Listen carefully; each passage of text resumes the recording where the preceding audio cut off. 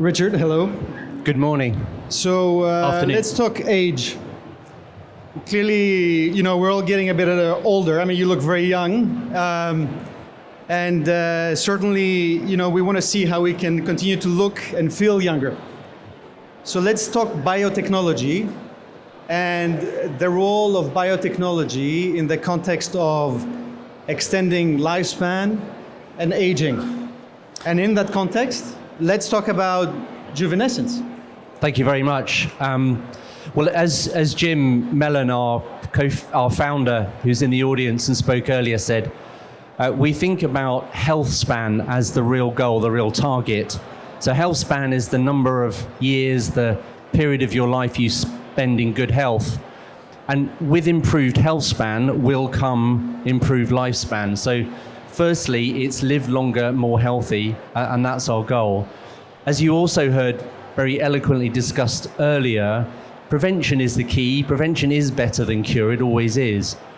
And we've also heard how, of course, a lot of those interventions that we can use are the ones we already know about, which is good diet, it's exercise, it's good family context, it's a good quality of life, so that you're not lonely, so that you don't become frail, etc.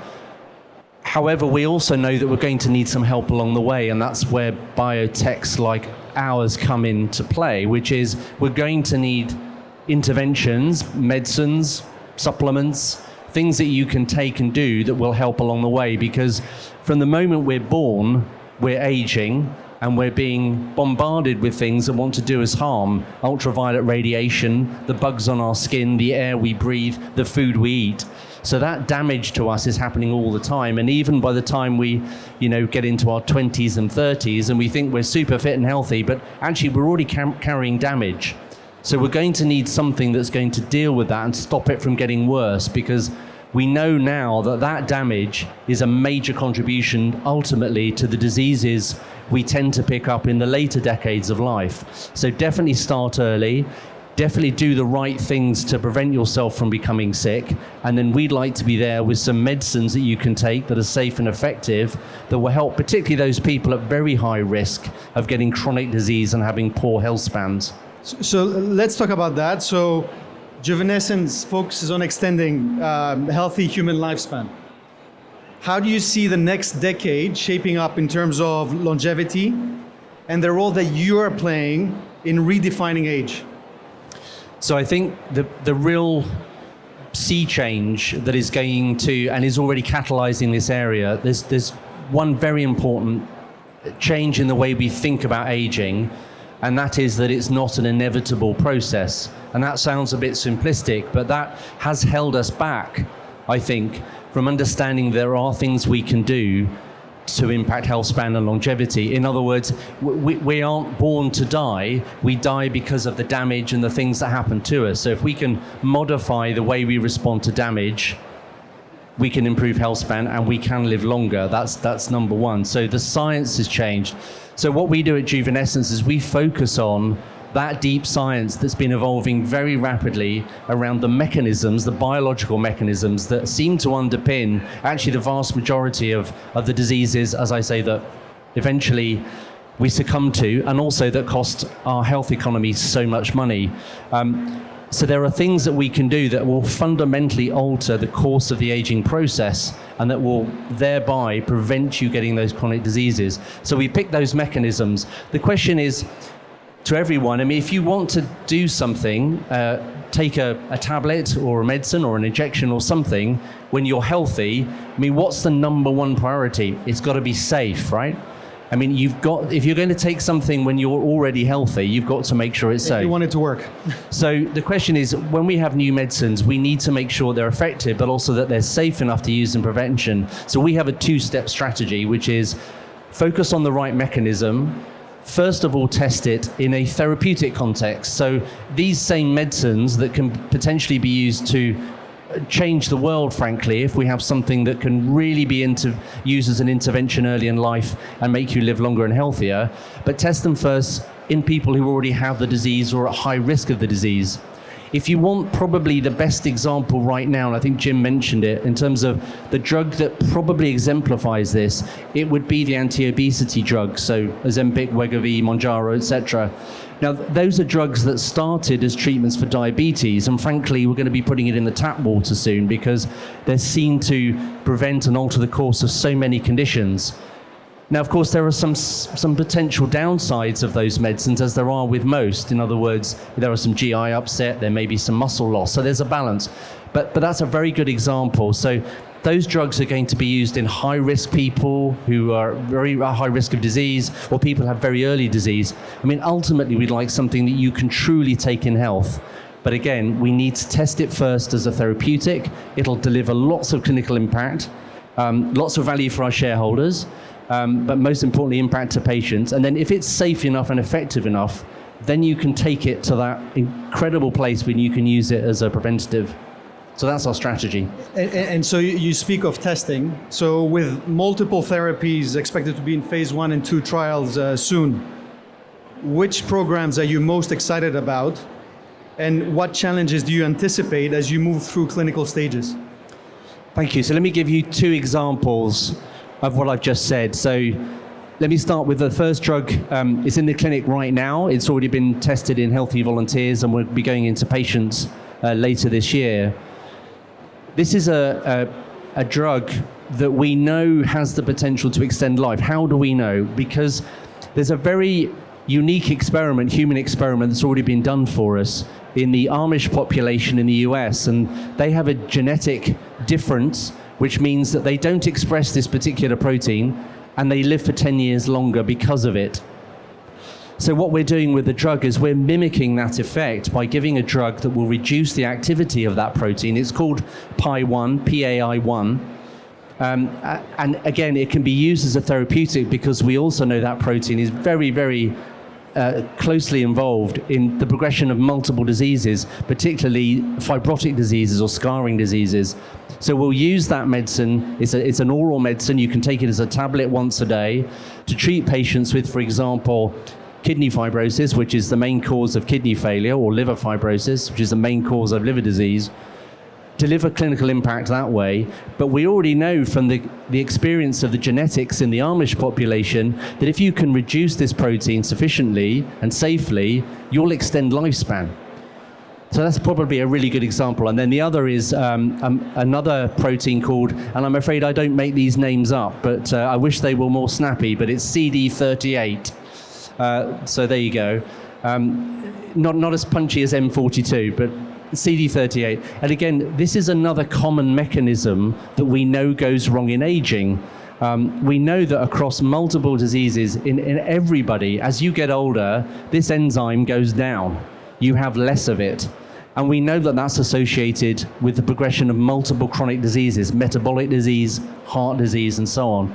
So wouldn't it be great if you could keep your CD38 back where it is or was in your 30s and stop it from going down? And there's an enzyme that breaks that CD38 down, and we're inhibiting that enzyme so that it will stop the progression of the degradation. So that's another good example. Common mechanism. We know it's associated with many chronic diseases, and all we're trying to do in that instance is just put things back where they were, which actually should be a very safe thing to do because we just want to keep things where they were. So 2 different examples, but we like those mechanisms because there's already evidence that they should be effective. We just need to have a high quality molecule, which we do, going into the clinic. And both of those programs, that will be the first time anyone has ever taken a medicine against either of those targets into the clinic. Maybe a little annex question to this. Where would you be traditionally running your clinical trials? So we run them globally, and we have been in discussions with M42 about their use of their clinical infrastructure here, because what we also want to do, maybe to follow on to the other point you made, is that in terms of the quality of the clinical trials, we really want to take that to the next level. I've been in clinical development for over 20 years, and I have to say that the innovation there has been pretty low, but I think we're on the threshold of something quite remarkable. Normally in clinical trials, you give people a medicine, you monitor people very closely to make sure it's safe and effective, but often you kind of come back a month later or 6 months or a year later and you measure what's happened. Now, all the way along that timeline, things are happening that could help us understand who are the right people to take the drug, what's the right dose, is the drug working or not. So what we want to do is really enrich our clinical trials in the way that has been discussed here as well, in terms of having a live feedback from the trial of clinical data using wearables, using traditional diagnostics, to really get a data-rich stream that's coming back to us, not every week or every month, but every second. And then AI has the potential to be looking at that data and then deciding what's going on. Is the drug working? Is it safe? Are we treating the right people? And then you change and you adapt. And thereby you make things much, much more efficient. Probably most drugs that fail in the clinic, you could have called that failure way, way earlier. You didn't have to wait a year. You could have done it probably in 3 months. And that's not just good in terms of cost, but it's also very important in terms of patient safety, because you're not unnecessarily giving a drug to the wrong people. But it's not just about failure, it's understanding that some medicines will work better for some people than others. And again, understanding who they are and understanding how to use them precisely with precision is critical. But again, it's something we tend to do after the fact, whereas we should be learning who are the right people to get a medicine all the way along from day one. So a different take on clinical trials, but you need the kind of infrastructure they have here in UAE. You need access to the best diagnostics. You need a digitized healthcare system. And also, frankly, you need a leadership that's prepared to really make innovation happen. And a pretty unique genomic construct as well. Exactly. Excellent. So let's double click now on what you mentioned, which is data and AI. Juvenescence integrates AI and data sciences into its drug development process. Could you share an example of how these technologies have accelerated or improved outcomes for a particular project, or generally speaking? Absolutely. So I'll give you my take on AI and where we are right now in terms of where it can impact drug development and discovery. One I've just talked about, which is in clinical trials, and that for me is just an as yet fully untapped opportunity for AI, but many companies rightly are pursuing it, and I hope it's going to transform how we run clinical trials. The regulators are very important there. If we step a bit further back in the process, the other two areas that are critical are firstly understanding human biology. The start point for any drug development program is picking the right biological mechanism to work on. So we need to understand what is the right mechanism. Too many drugs fail because either we're just focusing on the wrong mechanism full stop, or we're focusing on the wrong patient. So we need to match biological mechanism with an individual patient. And again, biology, human biology, is very, very complicated. Very complicated indeed. So what you need is a very good way of interrogating the biology to get the data out. And then you need very sophisticated algorithms, AI, machine learning, to interrogate that data and make sense of it. Currently what we do is we tend to look at one particular piece of biology, but what you need to do is step back and look at the whole thing. So understanding biology and our understanding of human disease, AI is already having an impact there because it's using the totality of data, not just data you have in your own hands, but the data in the literature and in the world of biotechnology and bioscience. So you can bring that all to bear to understand the right mechanism. The second area is in designing your drug and designing your molecule. I think most people will have heard, because they've made the headlines, of AlphaFold. So AlphaFold were really pioneers in understanding how a protein and another protein interact, and now how a drug and a biological target, which are usually proteins, how they interact. That's super important. Traditionally, what happens is that chemists, bless them, are spending months and years trying to understand how to design the best molecule to interact with the drug target you're interested in. And it can be very laborious. It's got better and more efficient, but AI should absolutely be a game changer. And I'll give you an example, which is in antibody design. So many effective drugs on the market are antibodies. And again, the time taken to develop an antibody classically, and I think we can talk about classical, terms now, was probably a couple of years at least, and then another year to the clinic.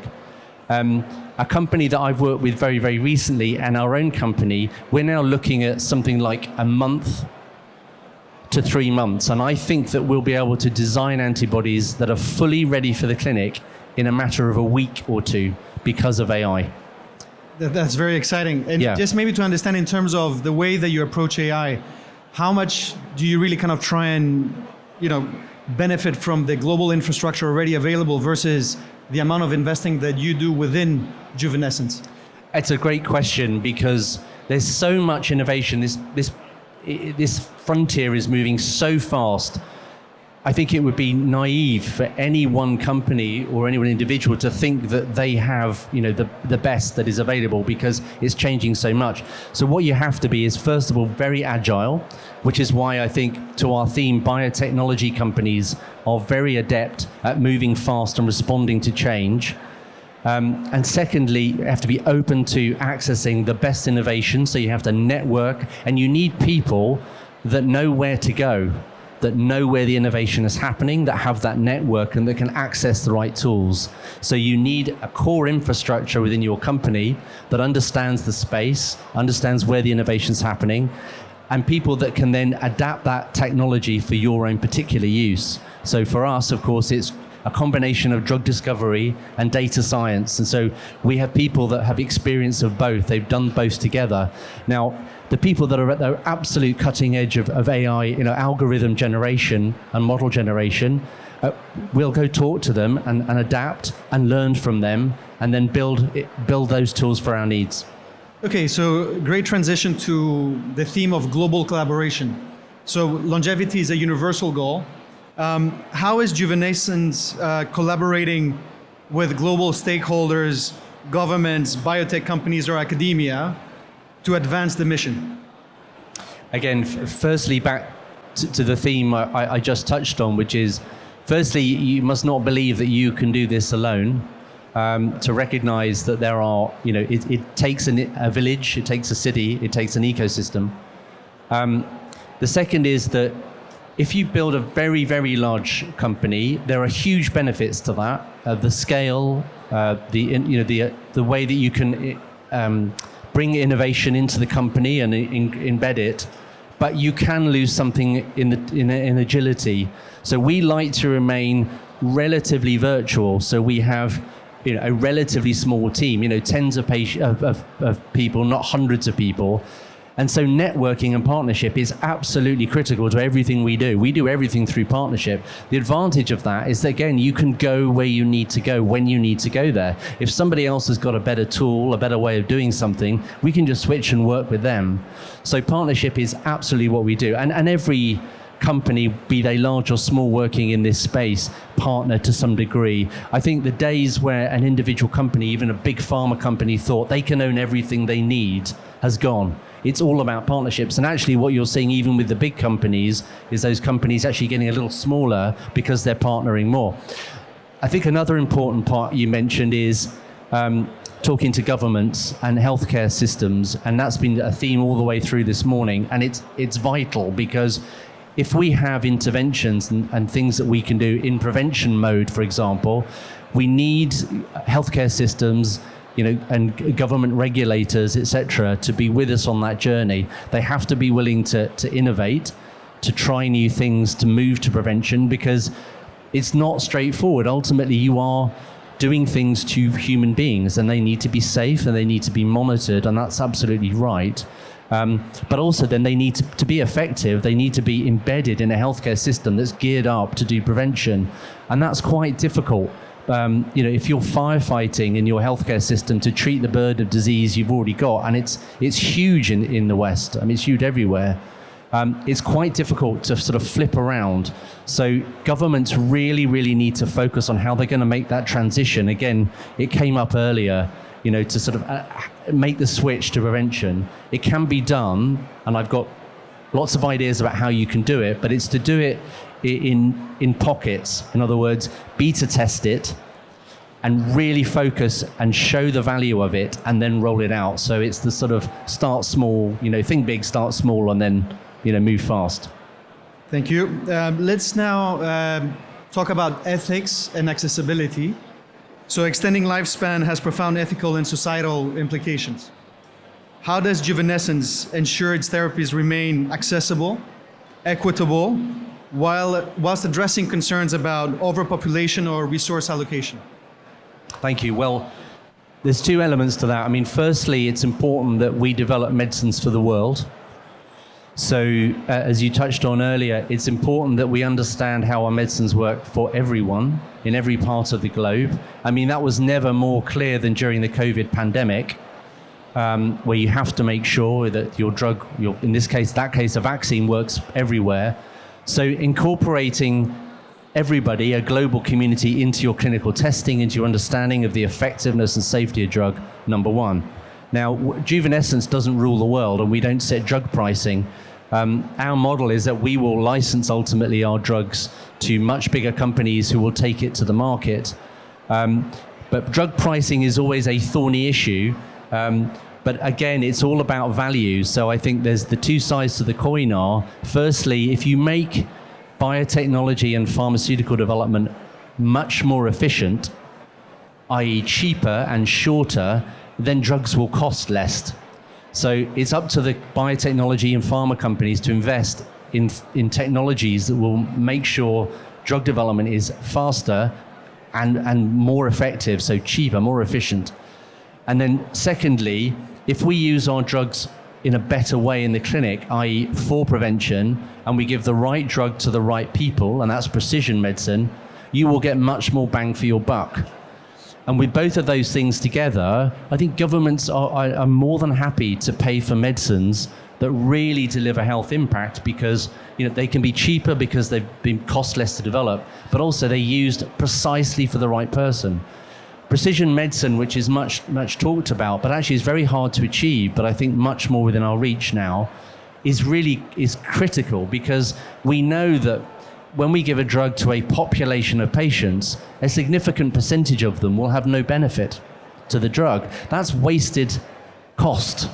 So precision is going to be vital. And I think if we can do both of those things, then actually governments will be, I think, maybe not happy, but be close to happy, to paying for medicines because they'll get so much more bang for the buck. And actually, if we do it right, the overall cost burden to a healthcare system should go down, not up, because you're preventing the disease in the first place. No, it's easy to say, but that's where we've got to go. Okay, thank you. And just to close it off, so for those in the audience that are interested to, spend more time with longevity science, whether as a career, an investor, or just simply an enthusiast, what advice would you give? So there are, come and talk to me is number one. We're expanding our pipeline. We've been at the frontier of this, and Jim, again, our founder who's in the audience, he actually wrote a book called Juvenescence at a time when people really weren't thinking that much about longevity and health span. So we've been at the leading edge of this frontier. There is a huge amount going on, but you need to pick quality. So come and talk to us. We're happy to guide people on good meetings to go to, other people to talk to. But it's going. I mean, you must be aware that it's being talked about more and more and more in the media, and that's a good thing because it's raising awareness. And I think in 5 years' time, it'll be the only thing we're talking about. I mean, ultimately, it's when you see what's happening in the big companies like Big Pharma that you know that things are really changing. And you're already starting to see that they're reorganizing themselves, refocusing themselves to prevention and to think about health span and longevity as their core focus, rather than, for example, treating cancer which are always important, and we still need more medicines, but they're rethinking how they do things. So in 5 years' time, this will be the norm. Richard Marshall, CEO of Juvenescence, thank you for your insights. Thank you.